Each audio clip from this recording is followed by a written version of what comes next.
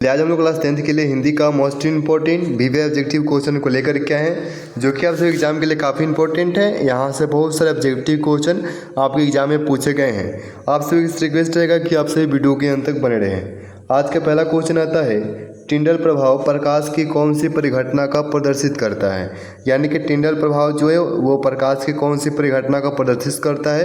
ये क्वेश्चन बहुत इंपॉर्टेंट है, आपके एग्जाम में 2019 में आया हुआ है, 2021 में आया हुआ है, बहुत इंपॉर्टेंट है। आप सभी को आंसर पता होता है तो अपने आंसर को भी कमेंट बॉक्स में देते हुए चलेंगे।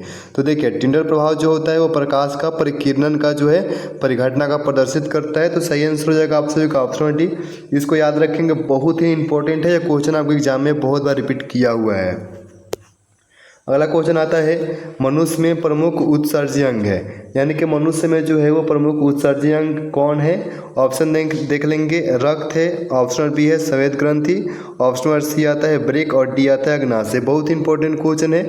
तो मनुष्य में प्रमुख जो उत्सर्जी अंग है वो कौन सा है, तो वो आपका है ब्रेक, यानी कि ऑप्शन सी। इसको ध्यान में रखेंगे, बहुत इंपॉर्टेंट है, एग्जाम में आता है। अगला क्वेश्चन आता है 3 नंबर, रासायनिक अभिक्रिया में भाग लेने वाले पदार्थ को कहा जाता है। यानी कि जो पदार्थ रासायनिक अभिक्रिया में भाग लेते हैं उनको क्या कहा जाता है, तो उनको कहा जाता है अभिकारक। क्या कहा जाता है, तो अभिकारक कहा जाता है। ऑप्शन ये आपका सही आंसर है। अगला क्वेश्चन आता है 4 नंबर, सेल बाहरी परिपथ में जिस प्लेट से धारा भेजती है उससे सेल को कहते हैं। यानी कि उस सेल को क्या कहा जाता है। यानी कि जिस सेल से बाहरी परिपथ में प्लेट से धारा भेजती है उस सेल को क्या कहा जाता है, तो उस सेल को कहा जाता है धन ध्रुव। क्या कहा जाता है, तो धन ध्रुव कहा जाता है। ऑप्शन ये आपका सही आंसर हो जाएगा। अगला क्वेश्चन आता है 5 नंबर, प्रकाश संश्लेषण क्रिया में ऑक्सीजन बाहर निकलता है। ये क्वेश्चन आपके एग्जाम में बहुत बार रिपीट किया हुआ है, इसको ध्यान में रखेंगे। प्रकाश संश्लेषण क्रिया में ऑक्सीजन जो होता है वह कहाँ से बाहर निकलता है, तो ऑक्सीजन बाहर निकलता है कहाँ से, तो जल से बाहर निकलता है। कहाँ से निकलता है, तो जल से बाहर निकलता है। ऑप्शन ये आपका सही आंसर हो जाएगा। ध्यान में रखेंगे, बहुत इंपॉर्टेंट क्वेश्चन है। अगला क्वेश्चन आता है 6 नंबर, लेंस के क्षमता का एसआई मात्रक होता है। बहुत इंपॉर्टेंट है ये भी क्वेश्चन। लेंस के क्षमता का जो एसआई मात्रक होता है वो क्या होता है, तो वो होता है आपका डायोप्टर। देखिए, डायोप्टर जो है ये आपके लेंस की क्षमता का एसआई मात्रक है। ये क्वेश्चन आपके एग्जाम के लिए वीवीआई है, इसको ध्यान में रखेंगे। अगला क्वेश्चन आता है 7 नंबर, लोहा से जिंक को लेपित करने की क्रिया को कहते हैं। यानी कि लोहा को जिंक से लेपित किया जाता है, उस क्रिया को क्या कहा जाता है, तो उस क्रिया कहा जाता है गैल्वेनीकरण। क्या कहा जाता है, तो गैल्वेनीकरण कहा जाता है। ऑप्शन बी आपका सही आंसर हो जाएगा। अगला क्वेश्चन आता है 8 नंबर, चिपको आंदोलन किसके साथ संबंधित है। यानी कि चिपको आंदोलन जो है ये किसके साथ संबंधित है, वन संरक्षण से, मृदा संरक्षण से, जल संरक्षण से, या फिर वृक्षारोपण से। ये किससे संबंधित है, तो ये संबंधित है आपके वन संरक्षण से। किससे, तो वन संरक्षण से आपका चिपको आंदोलन संबंधित है। ऑप्शन डी आपका सही आंसर हो जाएगा। अगला क्वेश्चन आता है 9 नंबर, सामान्य आँख के लिए स्पष्ट दर्शन की न्यूनतम दूरी होती है। यानी कि सामान्य आँख के लिए जो स्पष्ट दर्शन की जो न्यूनतम दूरी होती है वो कितनी होती है, तो वो होती है आपके, जल्दी से इसका आंसर करेंगे, वो कितनी होती है, तो वो होता है आपके 25 सेमी होता है। कितना होता है, तो 25 सेमी होता है। ये बहुत ही इंपॉर्टेंट है, इसको ध्यान में रखेंगे, बहुत बार रिपीट किया हुआ क्वेश्चन है। अगला क्वेश्चन आता है 10 नंबर, निम्नलिखित में किसके कारण अम्ल वर्षा होती है। यानी किसके कारण जो होता है वो अम्ल वर्षा होता है, तो वो होता है SO2 के कारण। किसके कारण होता है, तो SO2 के कारण होता है। ऑप्शन बी आप लोगों का सही आंसर है। 11 नंबर क्वेश्चन आता है, पारिस्थितिकी तंत्र में ऊर्जा का स्रोत है।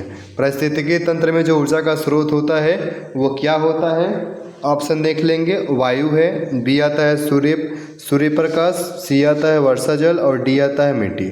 तो पारिस्थितिकी तंत्र में जो आपका ऊर्जा का मुख्य स्रोत हो जाएगा वो हो जाएगा आपका सूर्य। क्या हो जाएगा, तो सूर्य हो जाएगा। ऑप्शन बी आप लोगों का सही आंसर हो जाएगा।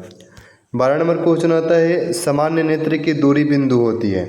यानी कि सामान्य नेत्र की जो दूर बिंदु होती है वो कितना होता है, तो वो होता है अनंत होता है। कितना होता है, तो अनंत होता है। और भी पूछे तो 25 सेमी होता है। इसको आप लोग ध्यान में रखेंगे, क्वेश्चन 100% आपके एग्जाम में आएगा, इसको आप लोग ध्यान में रखेंगे।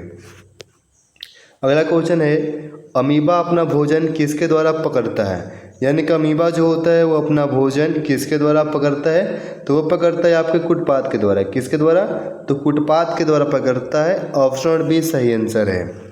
14 नंबर क्वेश्चन आता है, गवाइटर अथवा घेघा पनपता है, यानी कि गवाइटर जो है या फिर घेघा बोलिए, वो पनपता है। कहाँ पे पनपता है, किसकी कमी से पनपता है, तो पनपता है आपके किसकी कमी से, तो वो पनपता है आयोडीन की कमी से।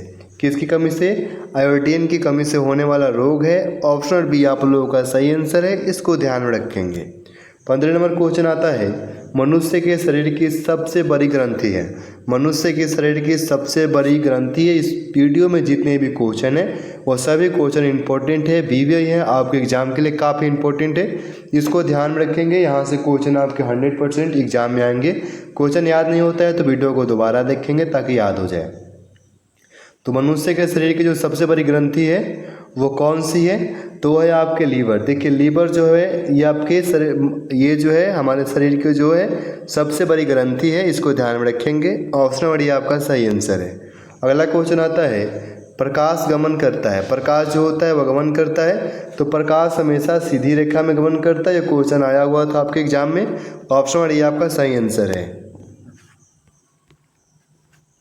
17 नंबर क्वेश्चन आता है, थायरॉक्सिन का स्रावन कहाँ होता है, यानी कि थायरॉक्सिन जो होता है उसका स्रावन कहाँ पे होता है, तो थायरॉक्सिन का स्रावन आपका होता है थायराइड में। कहाँ पे होता है, तो थायराइड में होता है। ऑप्शन नंबर ये सही आंसर है। अगला क्वेश्चन आता है 18 नंबर, जिंक तथा लेड कॉपर की अपेक्षा क्या होती है, यानी कि जिंक के या फिर लेड कहिए, यह कॉपर की अपेक्षा क्या होता है, तो ये जो होता है ये कॉपर की अपेक्षा क्या होता है, तो ये कॉपर की अपेक्षा अधिक क्रियाशील होता है। क्या होता है, तो अधिक क्रियाशील होता है। ऑप्शन बी सही आंसर है। 19 नंबर क्वेश्चन आता है, मानव नेत्र वस्तु का प्रतिबिंब निम्न में से किस भाग पर बनाता है। ऑप्शन देख लीजिए, कार्निया, बी है आइरिस, सी आता है रेटिना और डी आता है पुतली। बहुत ही इंपॉर्टेंट है, इसका आंसर जिनको पता है कमेंट करेंगे। तो देखिए मानव नेत्र जो है वो वस्तु का प्रतिबिंब कहाँ बनाता है, तो बनाता है आपके रेटिना पे। कहाँ बनाता है, तो रेटिना पे बनाता है। ऑप्शन नंबर सी सही आंसर हो जाएगा। बहुत ही इंपॉर्टेंट क्वेश्चन है। आज का लास्ट क्वेश्चन आता है, मानव में डायलिसिस थैली है। मानव में जो डायलिसिस थैली है वो कौन सी है, ये भी इम्पोर्टेंट है। तो नेफ्रॉन जो होता है ये मानव में डायलिसिस थैली है, इसको ध्यान में आप लोगों को रखना पड़ेगा। ऑप्शन ये सही आंसर है। 20 क्वेश्चन आपके कंप्लीट हो गए। 20 में से कितने क्वेश्चन के आंसर आपने सही किया है कमेंट करके ईमानदारी पूर्वक बताएंगे, और वीडियो को जो है अपने दोस्तों के साथ शेयर करें ताकि वो भी इस वीडियो को देख पाएँ। क्वेश्चन कोई भी याद नहीं होता है तो वीडियो को दोबारा देख लेंगे। मिलते हैं अगले वीडियो में। धन्यवाद।